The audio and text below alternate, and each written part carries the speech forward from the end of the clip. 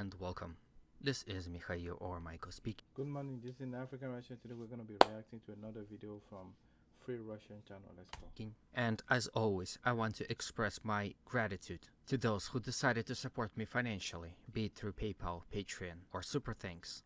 It really helps, so thank you, friends. Now I'll start this video by saying that no matter what pro-Ukrainian side is telling, it would seem that this is an actual counteroffensive. For about few days, they were denying the fact that this is a counteroffensive. They were saying that this is just recon by force. I assume it is done because they were unable to achieve their tactical goals anywhere on the front line, and everywhere they attacked, Russians were able to repel them. For example, when they counter-attacked in the general direction of Balakleya, in this sector, if you remember their famous Kharkiv offensive, they were able to penetrate defense lines of the Russian army on the first day, after which they sent their fast-moving recon detachments that had a free roam in the Russian rear. And I'm sure if this situation would have been repeated here in Zaporozhye front, if Ukrainians on the first day were able to penetrate Russian defensive lines, they would gladly say that this is the start of the counteroffensive. But due to the fact that this counteroffensive is developing slower than Ukrainians probably expected, they are still claiming that this is not the long-awaited counteroffensive. Anyway, go to the comment section and tell me whether this is a official Ukrainian counteroffensive or they are really just doing reconnaissance by force. I would really love to hear your opinion. Anyhow, let's start with the settlement of Lapkove, which is located here to the west of Orikhiv. Here in the last 2 days, situation was very dynamic. To understand the situation around the settlement, it is very important to visit a topographical map. Here is the topographical map of this sector. As you can see, the settlement of Lapkove is located in the lowlands, right in between two tactical heights. This tactical height is controlled by the Russian forces, and this tactical height is controlled by the Ukrainian forces. The initial Ukrainian attack was split into two.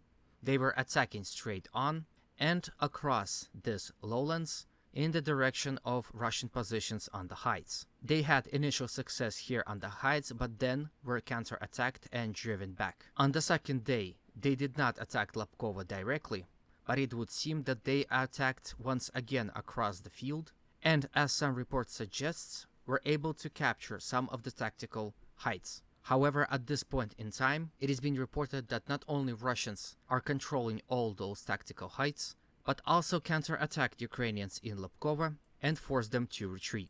Situation in this settlement is most interesting due to the fact that some sources are claiming that Russians have completely regained control over Lapkova. However, some sources are saying that Russians control tactical heights, with Ukrainians leaving the settlement, and the settlement itself is being in a gray zone. In any way, as a time of recording, it is safe to say that Ukrainian 3-day offensive towards this settlement did not achieve its goal. Russians still control tactical height and full fire control over the settlement.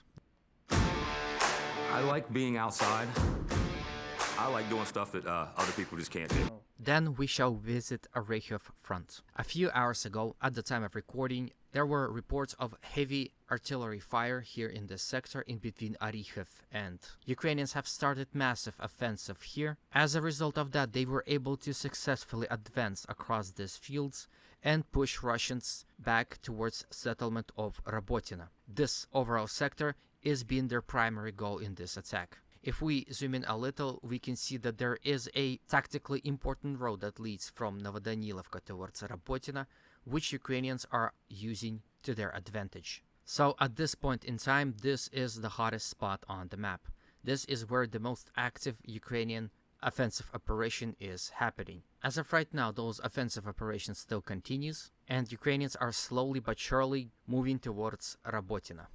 Yesterday, I reported of a Ukrainian column being destroyed, and there were reports that a first Leopard 2 tank was destroyed here near Mala Takmachka.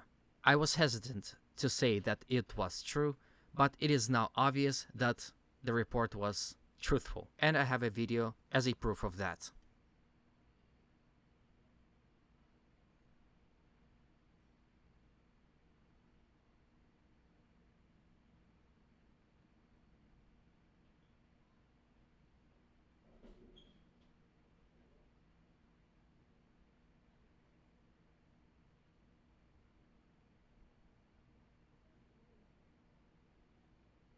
Now there's an interesting thing we should point out is, as you could see on the video, this Leopard 2 tank was destroyed even before it actually entered combat. This is mostly due to the fact that the Russians have capabilities of spotting those Ukrainian columns that are advancing to the front line and unleash artillery fire on them. And to bring this argument home, I have a video for you of Ukrainian column of armored vehicles coming under fire by the Russian artillery.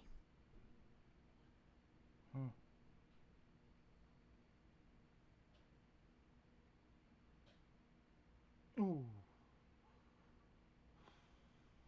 So, in conclusion, Ukrainians are advancing here, but taking heavy losses. Then we should go from here towards so-called Vremivka bridgehead. Throughout last 24 hours, Ukrainians continue attacking all across the bridgehead. However, there were no successes reported. Ukrainians weren't able to advance anywhere. In fact, we receive more and more confirmations that Russians were able to commit some of their counterattacks and regain more territories around Novodonetsk. From here we go to the situation in Avdiivka. If you remember, yesterday I reported that Ukrainians have started attacking in the general direction of Vadyane, and it is now being reported that Russians were able to repel those attacks. Ukrainians were unable to achieve any success. There's also reports that Russians resumed their attack from Pesky towards Pervomaisky. From Avdiivka, we shall visit Bakhmut and its flanks. Here Ukrainians were attacking as well. As a result of those attacks, they were able to completely capture this portion of land to the west of the canal. They are generally attacking in this direction towards settlements of Ozornikivka, Kurdyumivka, and Zelenopilya. There's also reports of a somewhat successful Ukrainian attack in the direction of Klishevka. However, it is not being confirmed whether this attack came from the Ivanivsky direction or in the direction of the canal. But this indicates heavy intense fighting in this sector around Klishevka. Then we should go to the north of Bakhmut, where situation in Berhivka also developed. Throughout last 3 to 4 days, Ukrainians were continuously attacking here in this sector towards general direction of Berhivka. Yesterday, their controlled territory was about here, and as a result of storming operations, they were able to gain more territories and pushed Russians closer to the settlement. Some reports suggest that the fighting for the settlement of Berhivka have started. It is also important to note that Ukrainians are advancing with some difficulties. They are extremely exposed to Russian artillery fire, and as a result of that, are losing armor and men. Anyway, this is the end of the video. I hope you liked it. If you did, as always, please consider supporting it with a like, comment, and a subscription. These actions really help to promote this video. Thank you in advance. As always, humanity calls me to condemn all violence against human beings. Have a good day, and always remember, Russia will be free and great. Okay, this was an African reaction. I hope you enjoyed it, and I hope to see you next time on my channel. Thank you and bye.